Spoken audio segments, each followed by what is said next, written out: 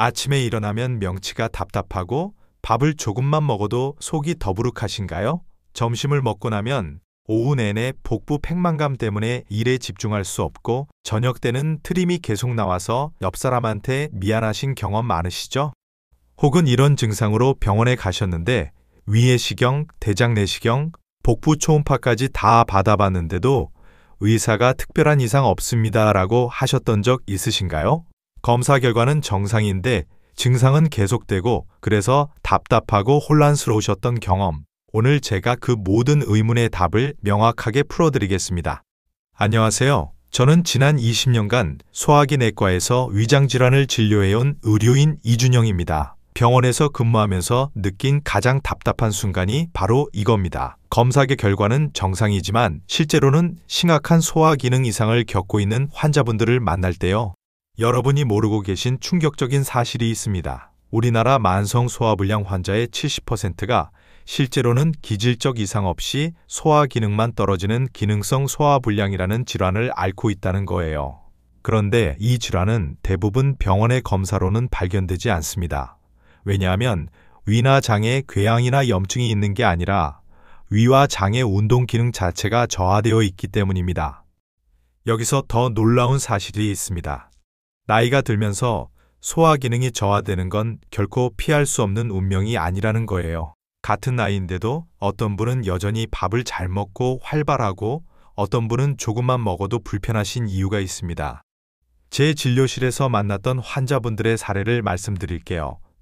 서울 강남에서 회계사로 일하는 53세 김영수 씨는 3년 전부터 식후 복부 팽만감이 심했습니다. 매일 아침 일어나면 배가 더부룩했고 점심시간에 밥을 먹으면 오후 내내 배가 불편해서 업무에 집중할 수 없었대요.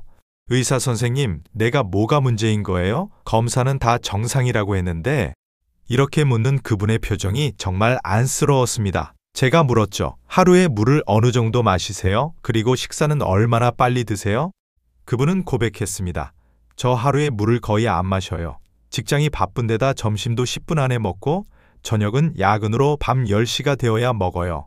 그리고 스트레스 때문에 자꾸 카페인이 많은 커피를 마시게 돼요. 그 순간 제가 깨달았습니다. 이분의 증상은 결코 병이 아니라 그동안 무시해온 생활 습관이 만들어낸 결과였다는 거죠. 또 다른 사례입니다.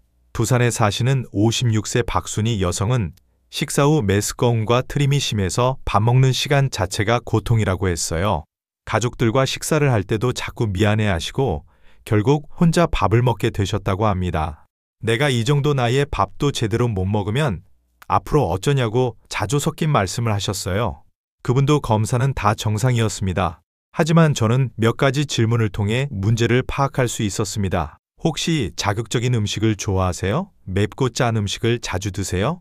네, 회사 근처가 매운 음식거리라서 점심을 자주 고추장 양념이 많은 음식으로 먹어요. 그리고 스트레스 받으면 초콜릿이나 초코칩 쿠키를 자주 먹었고요. 이게 바로 문제였습니다. 제가 지난 20년간의 임상 경험과 최신 의학 자료를 바탕으로 말씀드리겠습니다. 50세를 지나면서 우리 몸의 소화 기능이 어떻게 변하는지부터 이해해야 합니다. 첫째, 위의 운동 기능이 저하됩니다. 나이가 들면서 위의 근육 수축력이 20에서 30% 감소합니다. 젊을 때는 밥을 먹으면 위가 자동으로 수축해서 음식을 소장으로 밀어내는데 나이가 들면 이 과정이 느려져요. 그 결과 음식이 위에 오래 머물면서 더부룩함과 불편감이 생기는 겁니다. 둘째, 소화효소 분비가 감소합니다. 특히 위산과 펩신이라는 단백질 분해 효소의 분비량이 30에서 40% 줄어듭니다. 이건 단순히 불편함을 넘어서 영양 흡수에도 영향을 미칩니다. 셋째, 그리고 이게 가장 중요한데요. 장 운동성이 저하됩니다. 장이 음식을 밀어내는 연동 운동의 속도가 느려져서 음식물이 장 내에서 머무르는 시간이 길어집니다. 그러면서 복부 팽만감, 가스가 차는 증상이 생기는 거예요. 여기에 더 악화시키는 요인들이 있습니다. 바로 헬리코박터 파이로리균이라는 박테리아입니다. 이 균은 위의 점막에 염증을 일으키고 소화 기능을 방해합니다. 우리나라 인구의 약 50%가 이 균을 가지고 있다는 연구 결과가 있어요. 검사해 본 적이 없다면 가능성이 매우 높습니다. 또 다른 원인은 스트레스입니다. 이건 정말 중요합니다. 위와 장은 제2의 뇌라고 불릴 정도로 신경이 많이 분포해 있습니다. 스트레스를 받으면 교감신경이 활성화되어서 소화 기능은 억제되고 위산은 과다하게 분비되며 장의 운동은 부정상해집니다. 그래서 스트레스 많은 날일수록 소화가 안 되는 거예요. 그리고 식습관입니다. 이건 제가 강조해도 지나치지 않아요. 빨리 먹는 습관, 자극적인 음식, 과식, 불규칙한 식사 시간, 이 모든 게 기능성 소화불량을 만들고 악화시킵니다. 마지막으로 약물입니다. 혈압약, 골다공증약, 아스피린 같은 약들도 소화 기능을 방해할 수 있습니다. 그래서 제가 환자분들을 만날 때마다 드리는 첫 번째 질문이 어떤 약을 복용하고 계세요? 인 거죠. 이제 해결책을 말씀드릴 시간입니다. 그런데 여기서 정말 중요한 건 약을 먹는 것만으로는 부족하다는 거예요. 물론 약도 필요합니다. 하지만 약물 치료와 함께 생활습관 개선이 없으면 증상은 계속 반복됩니다. 제가 20년간 진료하면서 본 기능성 소화불량 환자들 중에서 정말 회복된 분들의 공통점이 있어요. 그건 바로 일관되게 소화에 좋은 식습관을 유지했다는 거예요. 먼저 음식 선택부터 시작하겠습니다. 피해야 할 음식은 다음과 같습니다. 맵고 자극적인 음식은 위의 점막을 자극해서 더부룩함과 속쓰림을 악화시킵니다. 그리고 너무 뜨겁거나 너무 차가운 음식도 좋지 않습니다. 기름진 음식도 소화 시간을 길게 만들어요. 탄산음료는 정말 끊으셔야 합니다. 탄산 때문에 복부 팽만감이 심해지고 산 때문에 위산이 자극받습니다. 알코올도 마찬가지입니다.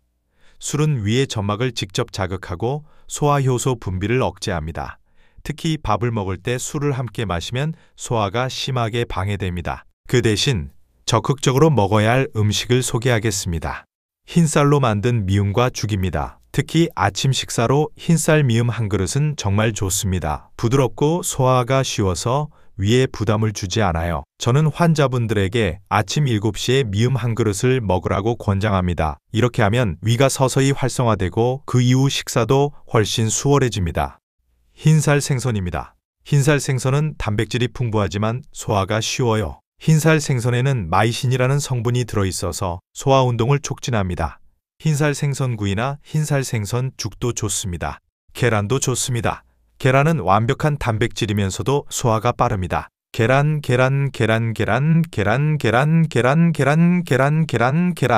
아, 죄송합니다. 계란도 좋은데 계란을 먹을 때는 계란 흰자 위주로 먹는 게 낫습니다.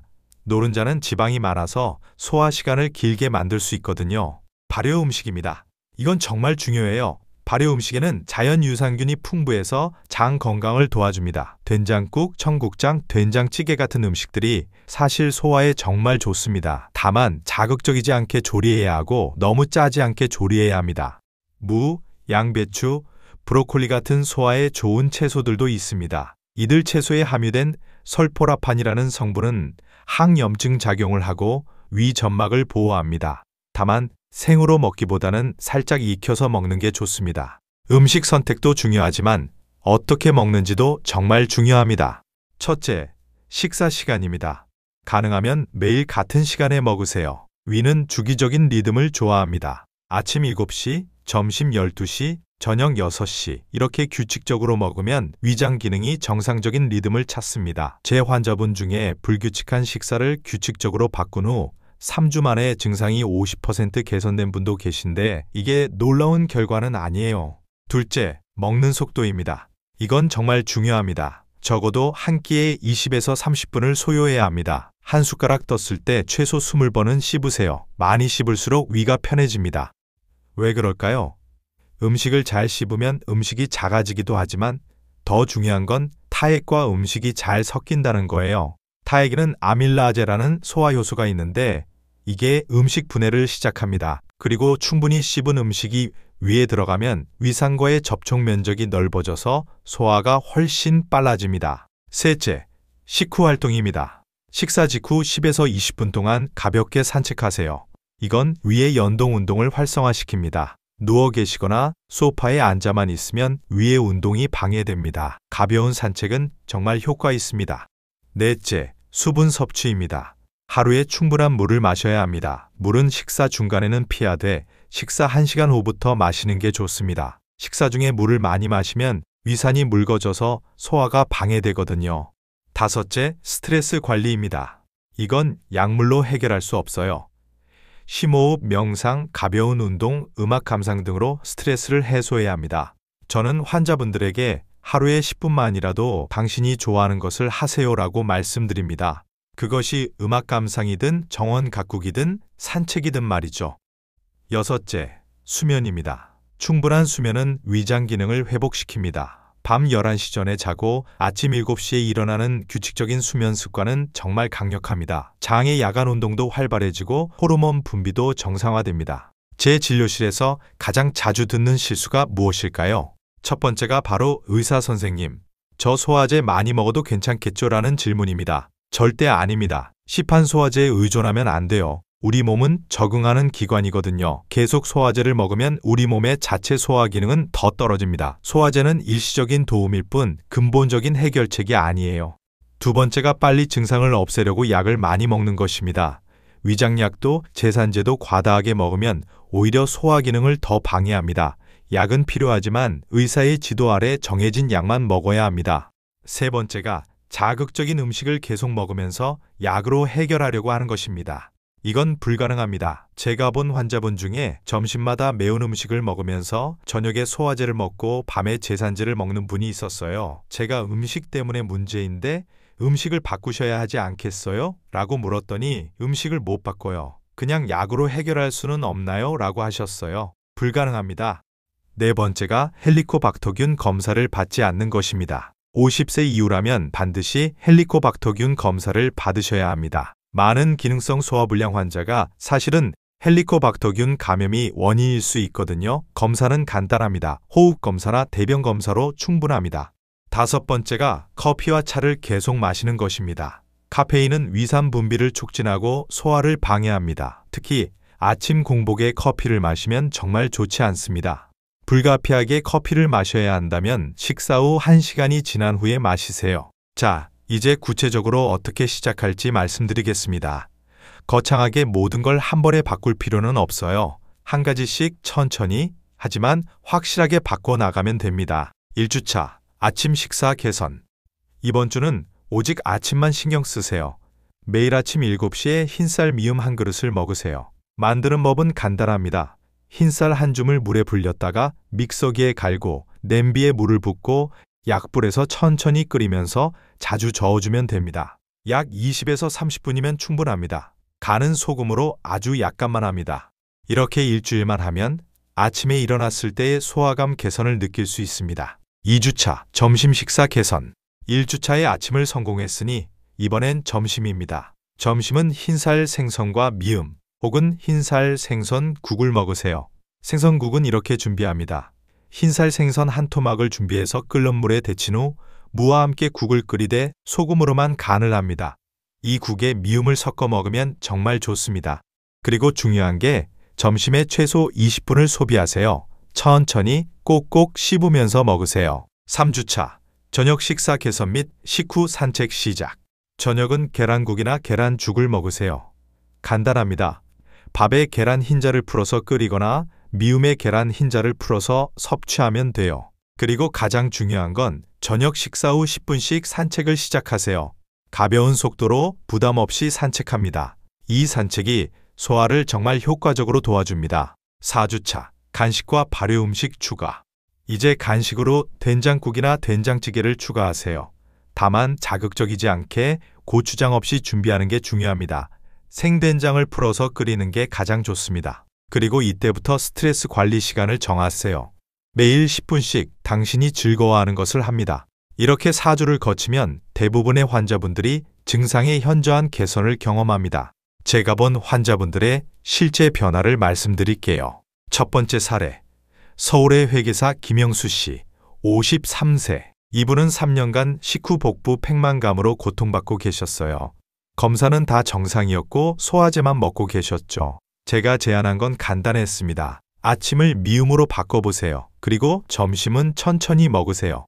3주 후에 오셨을 때 이분의 표정이 완전히 달라져 있었어요. 의사 선생님, 정말 신기해요. 처음으로 식사가 편해졌어요. 오후에도 배가 불편하지 않고 2개월 후 추적 관찰했을 때 이분은 더 이상 소화제를 먹지 않고 계셨습니다. 두 번째 사례, 부산의 박순희 여성 56세. 이분은 식사 후 메스꺼움과 트림이 극심했어요. 가족들과 밥을 먹는 게 정말 힘들었다고 합니다. 저는 이분에게 헬리코박터균 검사를 권했어요. 결과는 양성이었습니다. 항생제 치료를 받으신 후 식습관을 개선하셨어요. 맵고 자극적인 음식을 끊고 발효 음식 위주로 식사를 바꾸셨죠.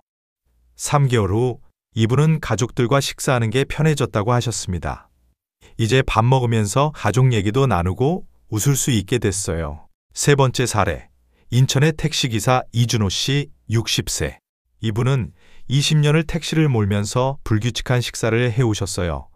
점심은 자주 건너뛰고 저녁은 밤 10시에 자극적인 음식을 먹곤 했죠. 결국 복부 팽만감과 속쓰림으로 고생하고 계셨어요.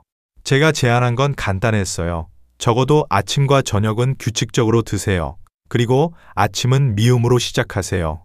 3주 후 추적 관찰했을 때 이분의 가장 큰 변화는 밤에 잠을 잘 자게 됐다는 거였어요. 소화 불편함이 줄어들면서 수면의 질이 좋아진 거죠. 혹시 다음과 같은 증상이 있으신가요? 식사 후 명치가 답답한 증상이 3개월 이상 지속, 조금만 먹어도 배가 부른 느낌, 복부 팽만감으로 옷이 조일 정도, 트림이나 메스꺼움이 자주 발생, 음식물이 목에 걸리는 듯한 느낌, 밤에 속쓰림으로 깨어남. 이런 증상이 3개월 이상 계속되고 검사에는 이상이 없다면 기능성 소화불량을 의심해 봐야 합니다. 그리고 한 가지 더 중요한 건 이 질환은 절대 호전되지 않는 질환이 아니라는 거예요. 제가 본 환자분들 중에서 생활 습관을 바꾼 분들은 거의 모두 호전되었습니다. 심지어 약물 치료 없이도 증상이 완화된 분들도 있습니다. 지금부터 3개월 후를 상상해 보세요. 아침에 일어났을 때 명치가 답답하지 않고 점심을 먹어도 오후 내내 복부 팽만감이 없고 저녁에는 편한 마음으로 가족들과 밥을 먹을 수 있는 그런 미래 말이에요. 그것이 불가능한 꿈이 아니라 실현 가능한 현실이 될 수 있습니다. 제 환자분 중에 이런 말씀을 하셨던 분이 있어요. 의사 선생님, 당신이 주신 이 조언들이 저한테는 약보다 더 효과적이었어요. 왜냐하면 이건 제가 직접 할 수 있는 거고 계속할수록 더 좋아지니까요. 그게 맞습니다.